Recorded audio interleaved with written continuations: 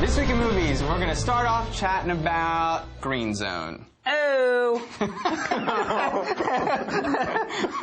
So good.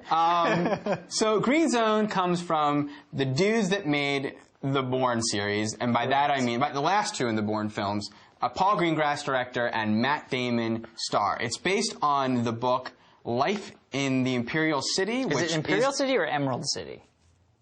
Emerald City would make more sense. Green. It's green. Yeah, I mean, I was just because I was well, like... why don't you say so? Hey. Come on in. Wizard of Oz, Emerald City.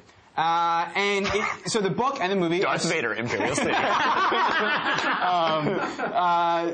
The book and film are set in America's... what year was that? 2004? Three? Yeah. In America's initial insurgency in Iraq as we looked for weapons of mass destruction. Correct. Paul Greengrass, before doing the last two Bourne films, started out with movies like Bloody Sunday and United 93, which are two documentary-style, naturalistic, real-life depictions of historical events.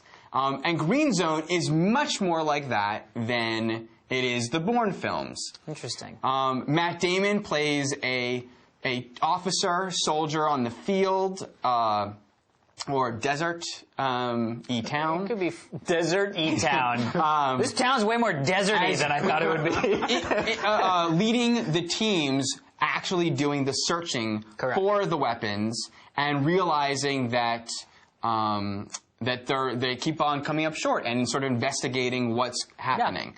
Yeah. Jeff. Yes, sir.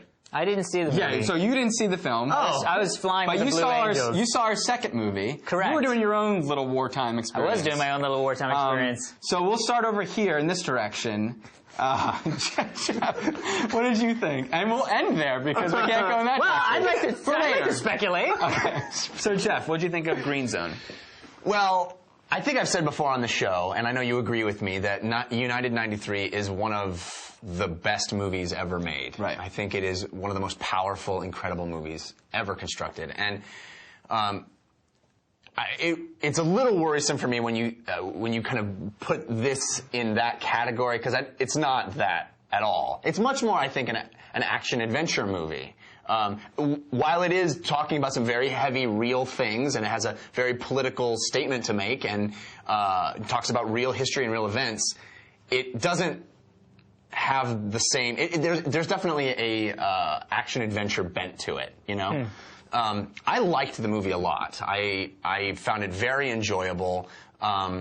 It's a shame Alex didn't see it, actually, because I know you two guys are always talking about video and it wasn't shot on video. It wasn't shot on video. No. I was wondering that because it kind of looked weird to me. Well, he just doesn't lie. He lets it be natural. And all his movies are like that. Yeah. Okay. So, yeah. I mean, Bourne a little bit less so, but not really. I'm fascinated by politics, and I'm fascinated by this particular part of our history, and I found all that stuff to be really interesting. I thought the performances were great. Gosh darn, Matt Damon is awesome.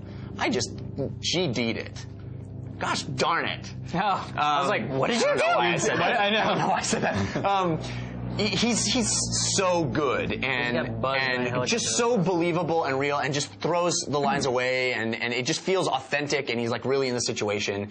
It occurred to me that it seemed like, as I was watching this movie, I was thinking to myself, there's no reason why a video game can't tell this exact story. Because this movie is like cutscene, action sequence, cutscene, first-person shooter moment, you know, and it's almost ridiculous that every video game that comes out is so flimsy in the story department. I know that Modern Warfare really, I think, takes itself very seriously and tries to convey a story that is this meaty and weighty, but they don't succeed at all. Yeah. And this movie, you could make this exact script into a video game. Yeah. I had a very similar thought.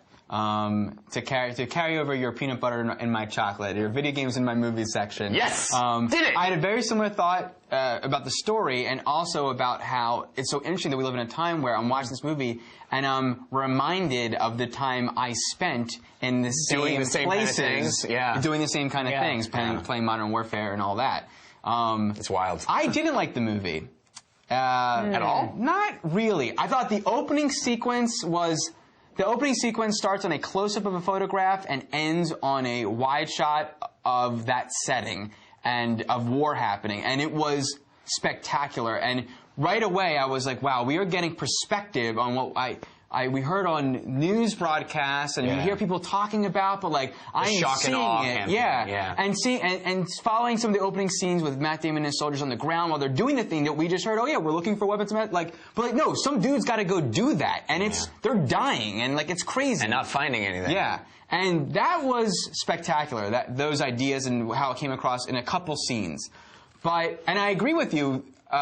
And disagree with you. I preface it by saying it's more like Bloody Sunday 1993 because it is about real world events. Sure. I thought it was like them more so than Born because I didn't really see it as an action film. It was much more a political thriller. Not that those movies are, but it was more about the conspiracy, less about action sequences. There were a couple action sequences. I think there's more than a couple, and the whole last bit of the movie is extended action sequences. Yeah, sort of, but it's more about tension, suspense than... But you inevitably didn't like it. Inevitably, I didn't like it because what Paul Greengrass does so well in every other movie I listed ahead of time is subtlety. And if you did not like the moments in Avatar, that had great cinematography, by the way,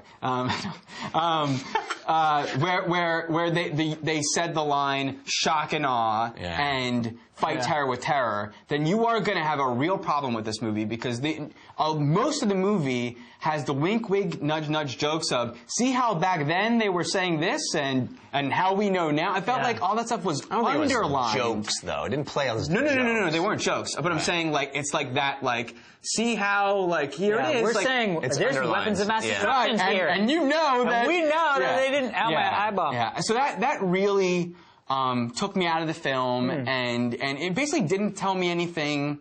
I found it interesting. I also thought Brendan Gleeson, who's in the movie as well, doing an American accent, was terrible. Really? Yeah. Did you know? Didn't bother me. He's not in the movie a lot, and it didn't bother me.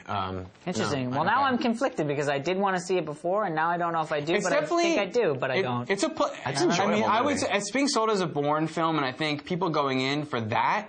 I don't fault them for saying it that way. It's definitely a disappointment on that. Not that I wanted a Bourne movie. I didn't, but. Interesting. But I would recommend it for people that like movies like Body of Lies, or it's much more of that ilk. I think Body of Lies is far superior to this movie. I completely agree. Yeah.